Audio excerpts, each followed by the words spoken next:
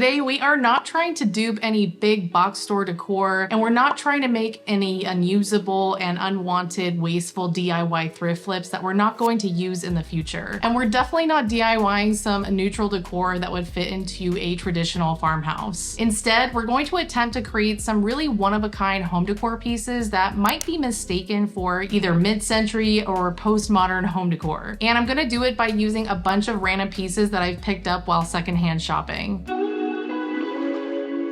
Last time I did this, we ended up with some really awesome pieces for the living room and office that had a cool vintage vibe. I love them so much that I am still using them as decor in my living room and office. I made all 4 pieces with random items that sparked some curiosity while I was out secondhand shopping. I took these things home with no real plan or idea in mind of what to do with them or how to use them. I just had the high hopes that I might be able to use their shape or material in some custom piece of decor in the future. Now, I want to make a point of saying I really only DIY decor or flip furniture or cheap items for 2 reasons. 1 is to hopefully add some vintage modern pieces into my home, and 2, simply at this point in my interior design journey, I just cannot afford to furnish my home with really beautiful designer pieces, so I'm trying to achieve that look on a budget. So this is my way of finishing and furnishing a room to look the way that I want, all while staying on budget and not being wasteful. So today I'm going back to my box full of random items from secondhand shopping in hopes that I can create some really unique pieces for my bedroom makeover. I have a really specific vision in mind, so let's see what I can come up with.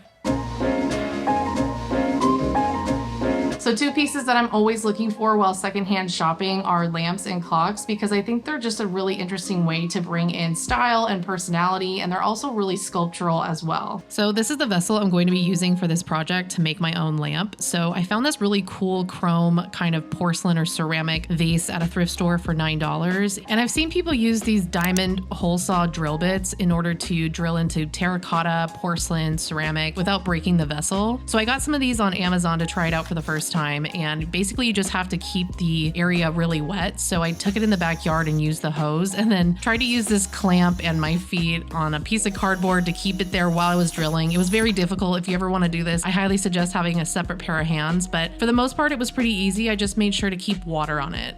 And then I picked up one of these really affordable DIY lamp kits from Amazon. I just made sure to get one that had a cord that was like white or clear, and then also I picked silver hardware just so that it would match the lamp. And by the way, if you want to try this out, I will link this kit in the description below. So we needed some way to keep the cord standing straight up with all the hardware, and it comes with this threaded pipe, but I still needed something on top of the vase to hold the pipe in place. So I found one of these cedar circles in that bag that had a bunch of other cedar blocks that I picked up from the thrift store forever ago. And it ended up being the perfect size for the pipe and the top of the vase. And I also kind of liked adding just like the little wood accent. I thought that looked kind of cool and matched my style a little bit. But anyways, you can see that I threaded the cord through the pipe, and then I added a washer and a nut on the bottom of the disc. And then I did that again on top of the disc so that it would stay in place. And you want to keep it about like an inch or so above the disc or the plate or whatever you have so that you can put all of your hardware on. And you also want to pull the cord out from the other side just to keep it taut.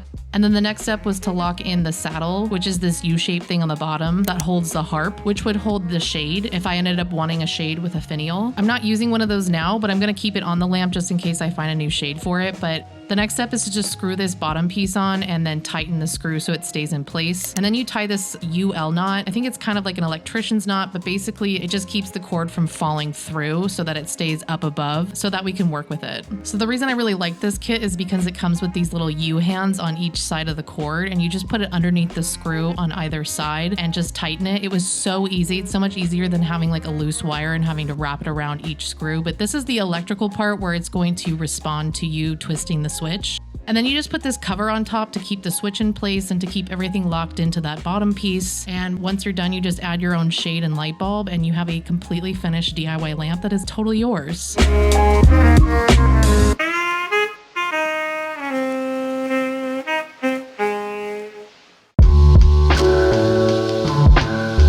One piece of decor that I feel like can be either overdone or overshopped for is the frame. It's pretty standard that you'll find a rectangle or a square frame that's got, you know, a neutral matting on the inside, and the frame is made out of wood or metal, and there's usually either a piece of glass or there's no glass at all, and that's about it. So I get really excited when I see something that's a little bit more creative and daring and just outside of the box. Last year I showed you this bag of cedar blocks I got at a thrift store, and then I also got this bag of just wooden slats, and I really wanted to make a frame that matched the one in my Pinterest board for my bedroom. So I started playing around with this to see what I could do, and I also looked through a bunch of the slats to see which ones had interesting grain on them. I didn't want it to look super uniform. I kind of wanted every wood slat or wood block to look a little bit different, just to give it some visual interest and variety. And I thought pairing the cedar blocks with these probably more like birch or plywood wood slats would be kind of interesting because I like the mixed wood tones. So I thought this would bring a really great organic vibe to the bedroom, as I really want it to be that zen, calm, chill space that's also super personal to us. So once I figured out the design here, I just used some wood glue and placed all the wood slats and blocks in place. And then I made sure that the gaps in the middle were 3x5, as I just thought that would be a really great general size to use. But when I came back outside the next morning after everything dried, I realized that I didn't really like how the wood slats were hanging over the edge. So I tried my best to pop them off, and luckily with some mild force I was able to do it. And then I just used my miter shears to snip off one end of each slat so that it would be flush with either side. And then I thought to add another slat on top of these cedar blocks here just to give it a little bit more dimension and make it feel a little bit more closed in and symmetrical. And I think this was totally the finishing touch. And then in order to bring out the grain in the different slats of wood, I wanted to use a stain that was just going to accentuate whatever color it already was without darkening it too much. So I used this golden oak color by Varathane that I recently discovered when I did my office makeover, and I really love this color a lot because I feel like it just brings out the natural tones of the wood. The last step here is I used some acid-free tape on the photos on the backing. I didn't create a backing for this because I thought this would be the easiest way to replace photos. But other than that, now I have this really beautiful custom handmade looking organic frame that I can use in my bedroom makeover, and I'm really excited about it.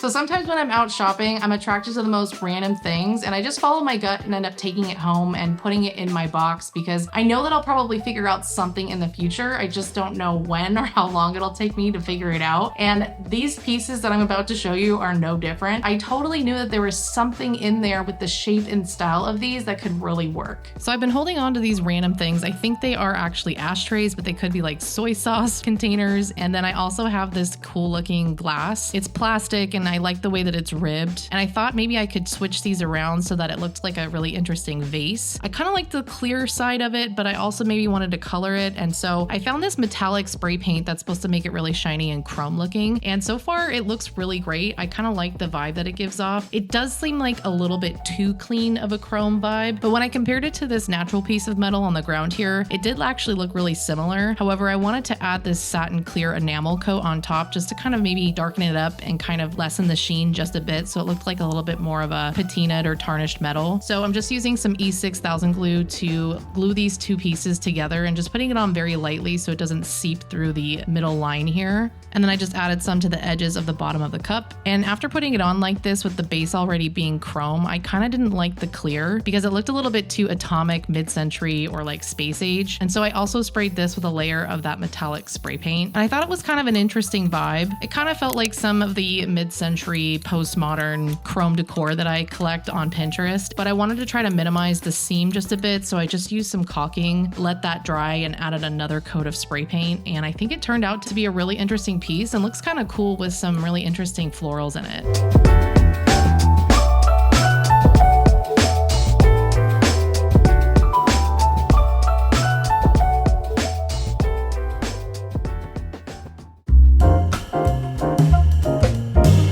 So sometimes these thrift flips are not really limited to the things that I'm purchasing secondhand. For example, when we moved into this home, there was stuff left in the garage from previous tenants, and it was really interesting materials, and so instead of throwing it away, we actually kept it because I thought I could use it in a future project, and I think today is finally the day. So this piece of plexiglass was left in the garage by a previous tenant or something, and then I grabbed these little handle things at the thrift store one time. Then if you remember from my last DIY thrift flip video, I made this cute little bowl with little bobbin legs that I made from beads that have a flat top and bottom, and I thought these were just so cool, and I had 4 of them left over, so I thought I could use these as legs or feet for the bottom of a tray because I thought that would be the perfect use for this random rectangle piece of plexiglass. So I was happy to find that after I took the plastic off of this plexiglass, it looked really nice, and then I wanted to incorporate another random thing from the garage, which was this weird piece of metal, and I thought if I put it underneath the plexiglass, it would kind of give it some extra support and also just add that chrome plastic look that I'm kind of liking for my bedroom right now. I think this piece of metal is actually something that you would use on like the back of a dishwasher or a laundry machine or something as like a backing for it. I'm not really too sure, and I don't know why it was in the garage, but it was fairly easy to cut with my metal shears that I picked up in my bathroom makeover to cut that pole wrap I picked up. But every time I cut into it, it was bending it just a tad. So I decided to take the time to just sit here with a ruler and go over and over and over again with a really sharp box cutter to score this piece of metal. And by the way, decided to wear some really thick gloves because this became really sharp the minute I cut into it. And then I just bent it back and forth until it just popped off, and it created the cleanest line. And then I used some 600 grit sandpaper, which you can use wet or dry, on the edge of it just to take off some of that sharpness, and then just continued to do the same thing to each side. I eventually figured out that if I bent the side over the ruler, it was so much easier to get it to snap a lot quicker. But I really enjoyed this process, and I loved that I was working with real materials. It felt like I was actually designing something that's not just a DIY, that is truly a piece of decor that I'm going to be using for a long time. So to give it a nice sheen and clean it up before I went further, I used just some stainless steel wipes and some paper towels, and it looked good as new. The next step here was to figure out how to connect everything, so I used some of this construction glue on the bottom of each bead on the dirty side of the metal, let that dry, and then flipped it over, and I grabbed some E6000 glue as it's see-through, and I just put a straight line down each side where I wanted those wooden handles to go, and then I put the plexiglass on top of that, so now all of the pieces are connected, and then I put some E6000 glue on the bottom of each handle just to hide that glue line. So I feel like it looks pretty seamless now. You can't really tell how everything's connected, but it looks super great, and I'm absolutely obsessed with this tray because I truly think it looks like it's something that could be out of the mid-century era, and I think it'll be great to corral all of my perfumes on my dresser.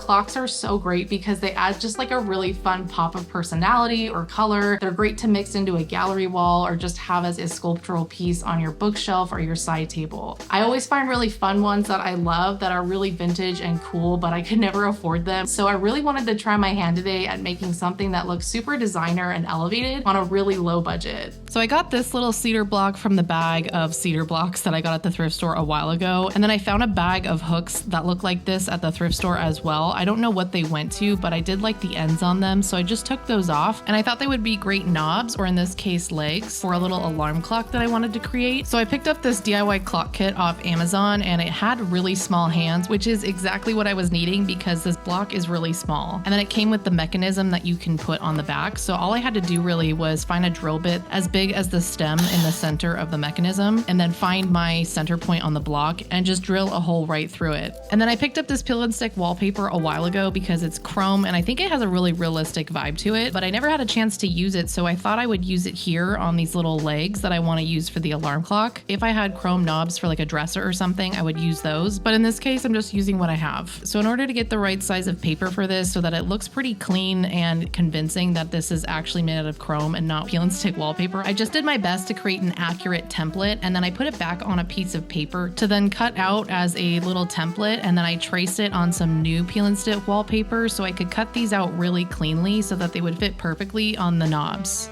Now, of course, this doesn't look absolutely 100% perfect, but I think this is really close to looking actually like chrome, and you'll see in the finished product how good it looks. I'm really actually quite shocked. On one of them, I did have a little bit of an excess on the bottom, so I just used an X-Acto knife and just dragged it along, and it took that piece right off.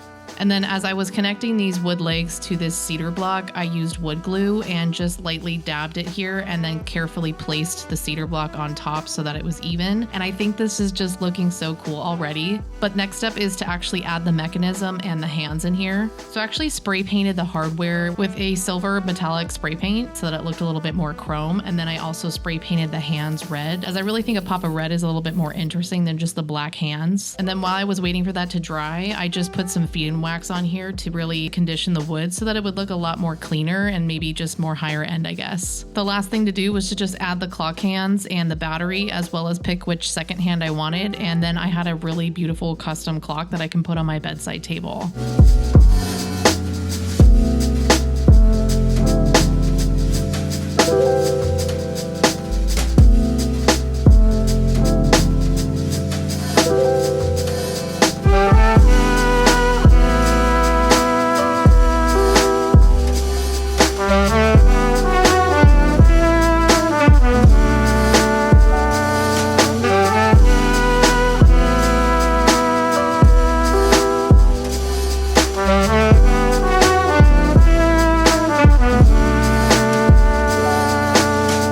Happy with the way that all of these turned out, and I can't wait to show you the final bedroom makeover to see how they fit into the final design. So make sure you subscribe if you want to see that makeover in the future. I'm working on it currently and I have found some really interesting pieces, so I can't wait to show it to you. If you enjoy watching transformations like these, then you'll definitely enjoy watching my room makeovers as well as my other DIY videos in this playlist. Other than that, I will see you guys on the next one. Bye.